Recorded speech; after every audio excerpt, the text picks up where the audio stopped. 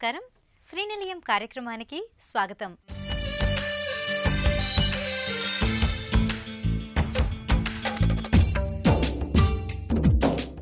ఇంటి నిర్మాణంలో వచ్చిన నూతన పోకడలు, ఇంటి ముస్తాబుకు సంబంధించిన తాజా విశేషాలు, స్థానిక సంస్థలు అందిస్తున్న సదుపాయాలు, గృహవాస్తులో ప్రేక్షకుల సందేహాలకు నిపుణులిచ్చే సమాధానాలతో మీ ముందుకొచ్చింది ఈ వారం శ్రీనిలయం. అన్ని కాలాల్లోనూ గృహయజమానులు సుఖంగా, సురక్షితంగా ఉండాలని కోరుకుంటారు. ముఖ్యంగా ఈ వేసవి కాలంలో ఇంట్లోకి ప్రవేశించే వేడిగాలి, ఆవిరి కుటుంబ సభ్యులు తట్టుకోలేక ఇబ్బంది పడుతూ ఉంటారు. రోజురోజుకు పగటి ఉష్ణోగ్రతలు మరింత పెరుగుతున్నాయి. ఈ నేపథ్యంలో ఇంట్లోకి వేడిగాలి రాకుండా ఉండాలంటే ఎలాంటి చిట్కాలు పాటించాలి? ఇల్లు, ఇంట్లోని వ్యక్తులు చల్లగా ఉండాలంటే ఎలాంటి జాగ్రత్తలు తీసుకోవాలో ప్రత్యేక కథనం మీకోసం శ్రీనిలయంలో. కొన్ని ఇళ్లు చూస్తే తక్కువ స్థలంలోనే అవసరాలన్నీ తీరేలా చక్కగా నిర్మించుకోవడం గమనించే ఉంటారు. మరికొందరు అంతకంటే విశాలంగా ఇల్లు కట్టినా లోటు కొట్టొచ్చినట్లు కనిపిస్తుంది. నిపుణుల పర్యవేక్షణతో ఇలాంటి లోపాలను అధిగమించవచ్చు. ఉన్న స్థలాన్ని 100% సద్వినియోగం చేసుకునేలా డిజైన్ చేసుకోవచ్చు. భవిష్యత్తులో పై అంతస్తులు వేసుకోవాల్సి వస్తే దాన్ని దృష్టిలో పెట్టుకుని దృఢంగా ఉండేలా కాలమ్స్, బీమ్లు, స్లాబ్ డిజైన్ చేసి పనిని పురమాయిస్తారు. పార్కింగ్లో కాలం అడ్డొస్తుంటే ప్రత్యామ్నాయ డిజైన్ చేస్తారు.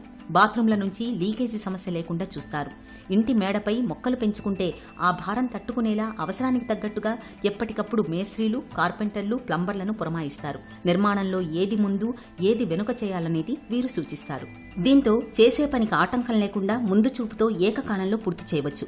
గత కొన్నేళ్లుగా ఉష్ణోగ్రతలు ప్రతి ఏడాది పెరిగిపోతున్నాయి.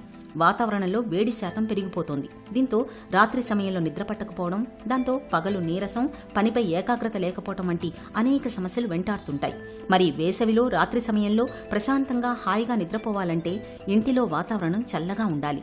చల్లగా ఉండేందుకు కూలర్లు, ఏసీలు, ఫ్యాన్లు ఉపయోగిస్తుంటాం.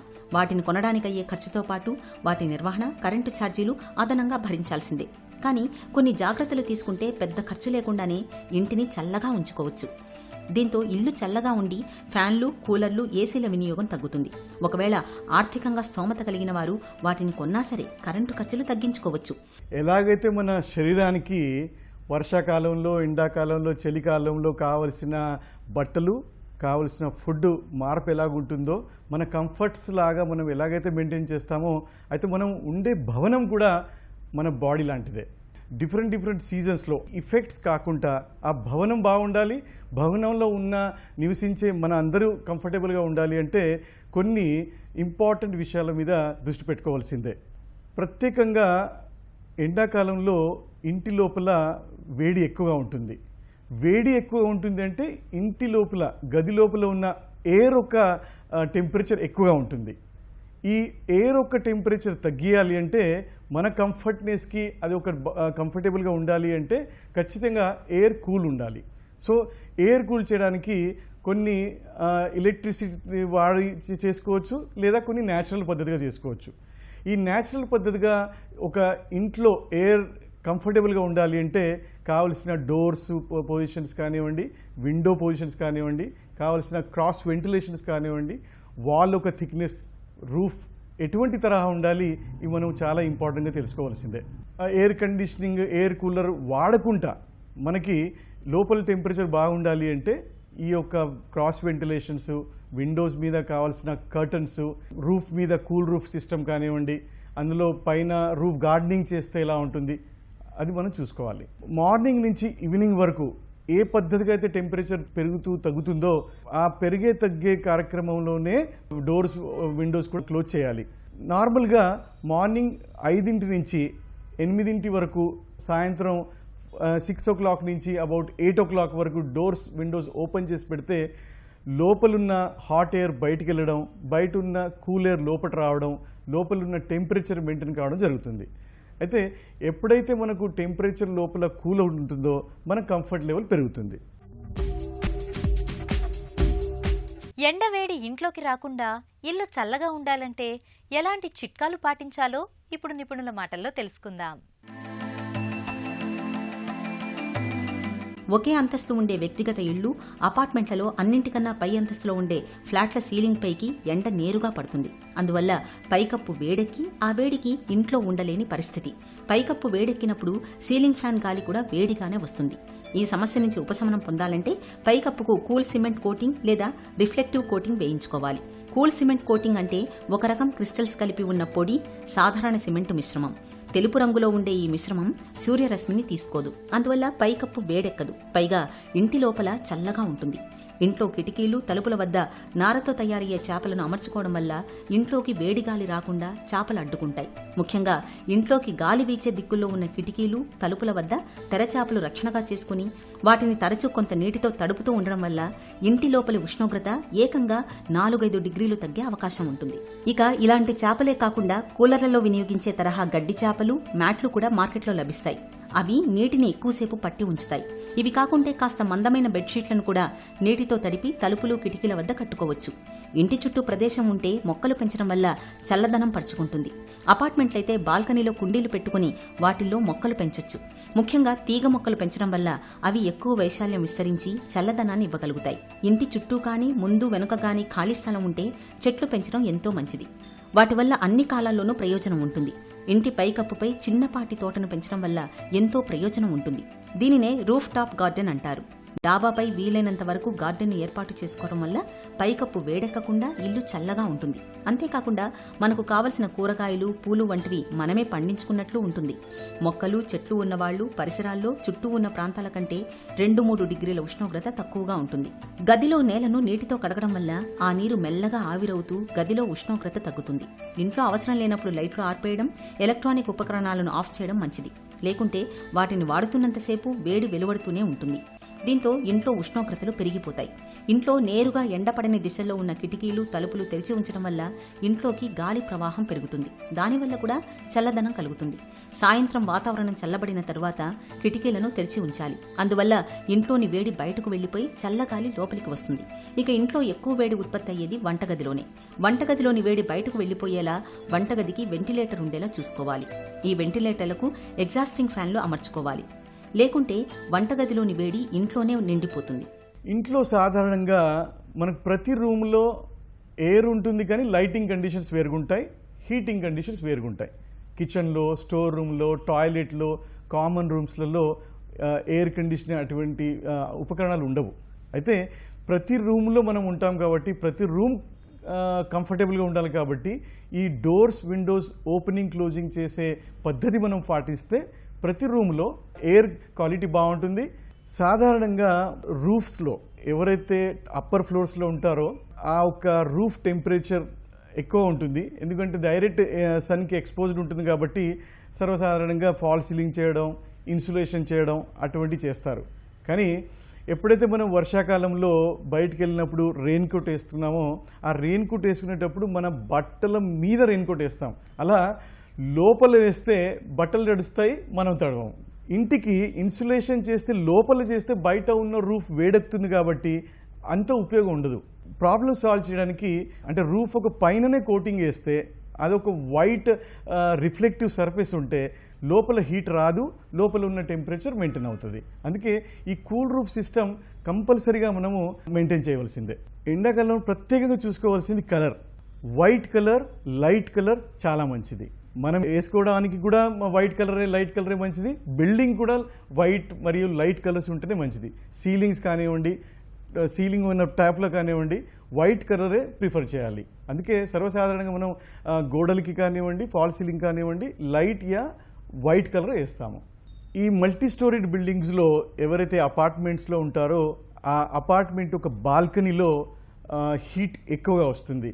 ఇటువంటి బాల్కనీస్లో bamboo mats or bamboo blinds పెడితే మనకు ఎయిర్ వస్తుంది, లైట్ హీట్ రాదు. సో ఇటువంటి బాల్కనీస్లో, విండోస్లో ఎక్కడైతే పెద్ద సైజ్ గ్లాసెస్ ఉన్నాయో ఈ యొక్క గ్లాసెస్కి ఫిల్మ్ పెట్టుకోవడము, దానికి ఒక రిఫ్లెక్టివ్ అంటే హీట్ లోపల రాకపోవడానికి ఏవైతే పద్ధతులు మనం పాటించాలో ఖచ్చితంగా పాటిస్తే ఈ యొక్క హీట్ ఇంటి లోపలికి రాకుండా ఉంటే లోపల ఉన్న ఎయిర్ ఒక క్వాలిటీ కానివ్వండి, ఆ ఒక టెంపరేచర్ కానివ్వండి తక్కువగా ఉంటుంది. మనకి శరీరానికి కావాల్సిన 24 to 27 డిగ్రీస్ మనం మెయింటైన్ చేస్తే సరిపోతుంది. ఇళ్ల స్థలాలు ఇల్లు కొనుగోలు చేసే ముందు ముఖ్యంగా వాస్తును పరిశీలిస్తూ ఉంటారు. ఈరోజు గృహవాస్తులో ప్రేక్షకులు అడిగిన సందేహాలకు వాస్తు నిపుణులిచ్చే సమాధానాలు తెలుసుకుందాం.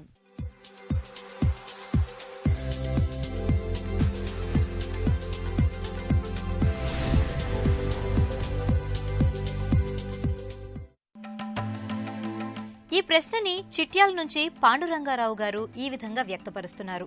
మా ఇంటి స్థలానికి నైరుతి బాగా పెరిగింది. స్థలంలో హైటెన్షన్ లైన్ ఉంది. ఈ స్థలంలో ఇంటి నిర్మాణం చేయాలనుకుంటున్నాం. చేయవచ్చునా తెలియచేయండి అంటూ అడుగుతున్నారు. వాస్తు శాస్త్ర నియమం ప్రకారము స్థలము చతురస్రాకారము లేదా దీర్ఘ చతురస్రాకారంలో ఉండాలి. ఆ విధంగా కాకుండా నైరుతిలో పెరగడం అనేది అంత మంచిది కాదు. ఆ నైరుతి ఏదో 1 అడుగు లేదా 2 అడుగులు అయితే పర్వాలేదు, కానీ ఎక్కువ స్థలం పెరిగితే మాత్రం ఆ స్థలాన్ని పక్కింటి ప్లాట్ వాళ్ళకి కలుపుకునే అవకాశం ఉంటే వాళ్ళకి ఇచ్చేయాలి. లేదంటే ఆ ఖాళీ స్థలం యొక్క ప్రభావము ఎల్లప్పుడూ ఈ స్థలంలో కట్టిన నిర్మాణం పైన ఉంటుంది. కాబట్టి నైరుతి ఎక్కువగా పెరిగిన స్థలాన్ని మనం తీసుకోకూడదు. మరియు హైటెన్షన్ లైన్కి కనీసం 500 మీటర్ల దూరంలో ఉండాలి. దగ్గరలో ఉండటం అంత మంచిది కాదు. ఎప్పుడైనా సరే వివిధ కోణాలు పెరిగిన స్థలాన్ని మనం వాస్తుశాస్త్రం ప్రకారం అంగీకరించదు.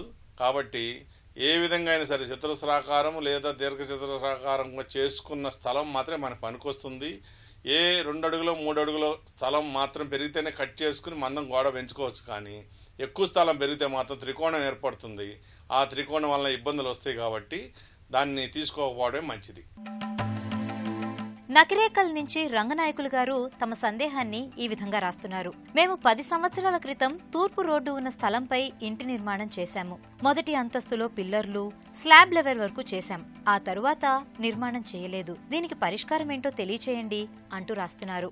మనం ఎప్పుడైనా సరే తీసుకున్న స్థలంపై గృహ నిర్మాణం చేసేటప్పుడు గృహము చతురస్రాకారము లేదా దీర్ఘ చతురస్రాకారంలో మాత్రం ఖచ్చితంగా ఉండేటట్టు చూసుకోవాలి. చుట్టూ ప్రహరీ గోడ నిర్మించుకోవాలి. అదేవిధంగా మొదటి అంతస్తు లేదా 2వ అంతస్తు నిర్మించడానికి మన దగ్గర ఆర్థిక స్థితి ఉన్నప్పుడు మాత్రమే అంతస్తులకు పిల్లర్స్ మరియు స్లాబులు వేయాలి. కానీ మనం గ్రౌండ్ ఫ్లోర్ నిర్మాణం పూర్తయిన తర్వాత మెటీరియల్ మిగిలిందని అనుకుని ఆ మెటీరియల్తో పిల్లర్స్ పోసి స్లాబ్కి శక్తి లేక ఆపేయటం అనేది అంత మంచిది కాదు. ఒకవేళ అట్లా ఆపేసినట్లయితే కనీసం 20 సంవత్సరాల వరకు మీరు మొదటి అంతస్తు నిర్మాణం చేసేదానికి మీ దగ్గర శక్తి ఉండదు. ఆర్థిక పరమైన ఇబ్బందులు వస్తాయి. కాబట్టి ఎప్పుడైతే మొదటి అంతస్తు లేదా 2వ అంతస్తు నిర్మాణం చేయదలుచుకున్నామో అప్పుడే పిల్లర్స్ పోసి ఆ తర్వాత స్లాబ్ వేసి తర్వాత గోడలు నిర్మాణం చేసి ద్వారాలు స్థాపించాలి. అంతేగాని మన దగ్గర మెటీరియల్ మిగిలిందని చెప్పి ఫస్ట్ ఫ్లోర్ పిల్లర్స్ వేసి వదిలిపెట్టరాదు. దానివల్ల ఆర్థిక పరమైన ఇబ్బందులు మరియు ఇతరుల గృహంలో వేరే విధమైన ఇబ్బందులు కూడా వచ్చే అవకాశం ఉంటుంది. అది దోషంగా పరిగణించాలి.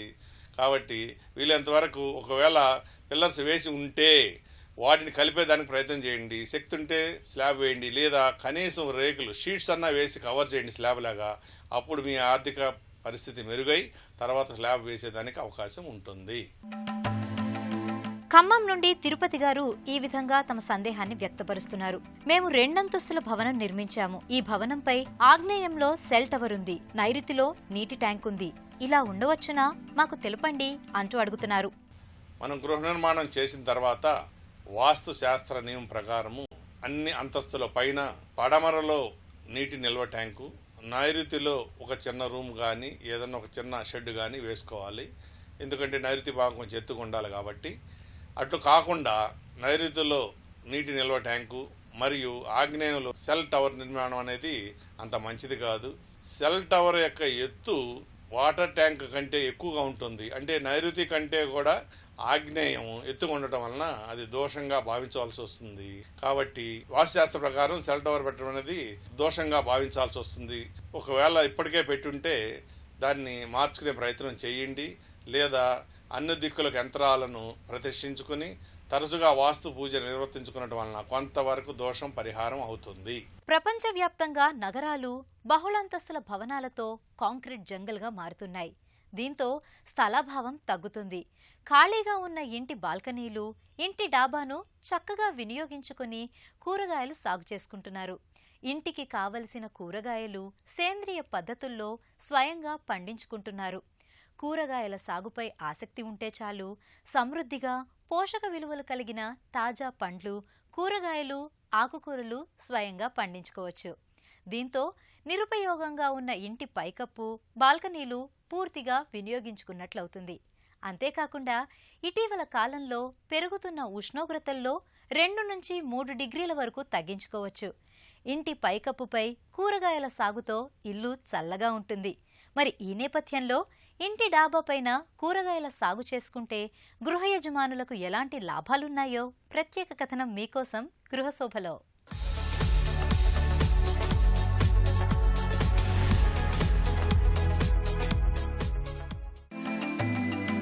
ఆసక్తి, ఆలోచన, సృజనాత్మకత, కష్టపడే తత్వం, ఆచరణలో పెట్టే తత్వం ఇవే విజయానికి సోపానాలు.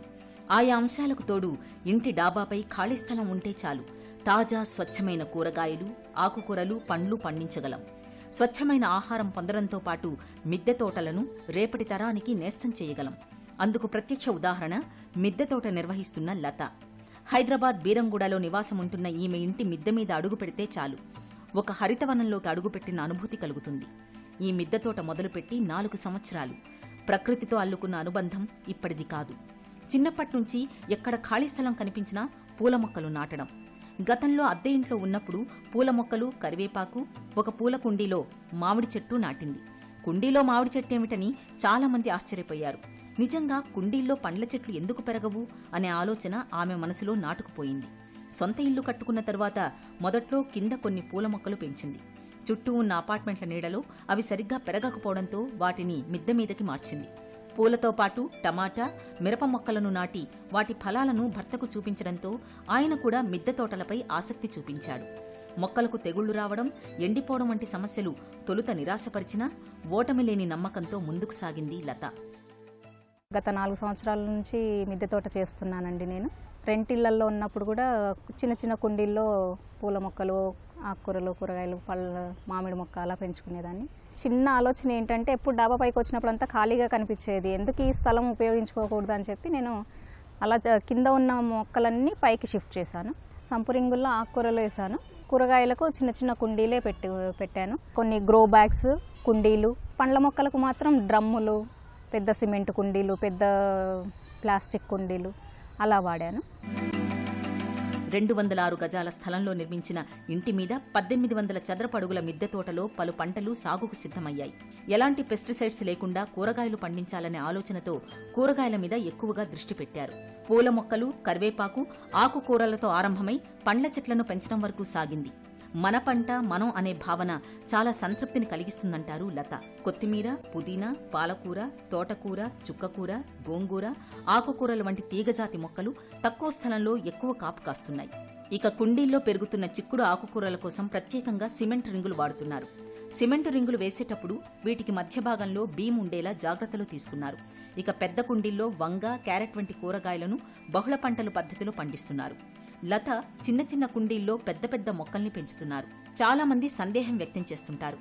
7 ఏళ్ల మొక్కనైనా కుండీ సైజులు బట్టి కత్తిరింపులు, ఏ చెట్టైనా పెద్ద వృక్షంలా పెరగదు అంటారామె. ఇక కుండీల్లో మట్టి బీటలు వారినట్టయితే మొక్క తొందరగా దెబ్బతింటుంది. కాబట్టి 1:1:1 నిష్పత్తిలో ఎర్రమట్టి, వర్మీ కంపోస్ట్, కోక్పిట్ వాడుతున్నారు.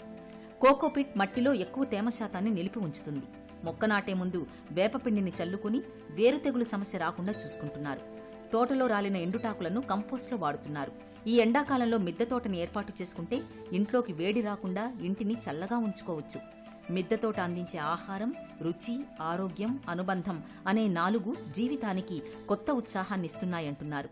చిన్నగా ఆకుకూరలు, కూరగాయలు పండించుకునే వాళ్ళు ముందు మీరు అంటే మీ ఇంట్లో ఉన్నటువంటి వేస్ట్ ఎలాంటి డబ్బాలైనా సరే, ఆయిల్ క్యాన్స్ అవనియండి, ఎలాంటి డబ్బాలైనా అలా మొదలుపెట్టుకొని చిన్న కుండీల్లో అయినా సరే ఆకుకూరలు, కూరగాయలు పెంచుకోవచ్చు. ఇంట్లోకి సరిపడా కొత్తిమీర, పుదీనా, తర్వాత మెంతికూర, పాలకూర, టమాటా, మిర్చి ఇలాంటి వాటితో కూడా మొదలు పెట్టుకోవచ్చు. మట్టి మిశ్రమం చాలా ముఖ్యమండి. 3 వంతులు మట్టి, 3 వంతులు వర్మీ కంపోస్టు, 3 వంతులు కోకోపీటు ఇలా ఈ మిశ్రమాన్ని కలుపుకొని వర్మి కంపోస్ట్ ఏం చేస్తుందంటే చెట్టును బలంగా ఉంచుతుంది. కోకోపీట్ ఏంటంటే మట్టిలో ఉన్నటువంటి నీటి శాతాన్ని కొంచెం ఎక్కువసేపు అలా ఉంచుతుంది అనమాట. మట్టిని కూడా గుల్లగా ఉంచడానికి ఉపయోగపడుతుంది. మొక్కను పెట్టుకునేటప్పుడు మాత్రం పళ్ళ మొక్కలు కానీ పూల మొక్కలు కానీ పెట్టుకునేటప్పుడు ఏం చేయాలంటే ఆ మిశ్రమంలో కొంచెం వేపపిండి కలిపి పెట్టుకోవాలి. చెట్లకి ఏంటంటే వేరు పురుగు ఎక్కువ వస్తుంది కాబట్టి వేపపిండి ముందే కలుపుకొని పెట్టుకుంటే ఆ వేరు పురుగు అనేది రాదు. ఆకుకూరలు కూరగాయలంటే మనం కొన్నిటిని డైరెక్ట్గా నాటుకోవచ్చు, కొన్ని విత్తనాలు నారు పోసుకొని నాటుకోవాలి. ఒక సైజు వచ్చిన తర్వాత మామూలుగానే మిర్చిలో ఆకుముడత అనేది వస్తుంది. ఆకుముడత అనేది రాకుండా ఏం చేయాలంటే ముందే మొక్కను గమనించుకుంటూ పురుగు రాకముందే మనం వేప నూనె అనేది స్ప్రే చేసుకుంటూ ఉండాలి, ఎలాంటి పెస్టిసైడ్స్ లేకుండా. అలా పండించుకొని తింటే మన ఆరోగ్యానికి మంచిది. మనం రూఫ్ గార్డెన్ చేయటం వల్ల మనకు ఫిజికల్గా మెంటల్గా పీస్ఫుల్ అనేది, ఫిజికల్ ఎక్సర్సైజ్ అనేది ఉంటుంది. తర్వాత ఇంట్లో నలుగురం ఉన్నాము అని అంటే నలుగురికి సరిపడా కాకుండా ఇంకో నలుగురికి పంచే వాళ్ళం కూడా అవుతాము ఆర్గానిక్ ఫుడ్ని. అలా కూడా ఒక నలుగురికి హెల్ప్ చేసిన వాళ్ళం అవుతున్నాము. ఈ రూఫ్ గార్డెన్ వల్ల మనకు అది కూడా అంటే ఇంట్లో వెదర్ కూడా చల్లగా ఉంటుంది కాబట్టి ఇదొక బెనిఫిట్ అని కూడా అనుకోవచ్చు మనం. ఇది నేటి శ్రీనిలయం. ఈ కార్యక్రమానికి సంబంధించిన అభిప్రాయాలు, సందేహాలు మాకు తెలియచేయండి. మా చిరునామా Srinilayam, ETV, Ramoji film city, Hyderabad 501512. మా ఇమెయిల్ అడ్రస్ srinilayam@etv.co.in. వచ్చే వారం శ్రీనిలయంలో మరికొన్ని తాజా అంశాలతో మళ్ళీ కలుద్దాం. అంతవరకు సెలవు. నమస్తే.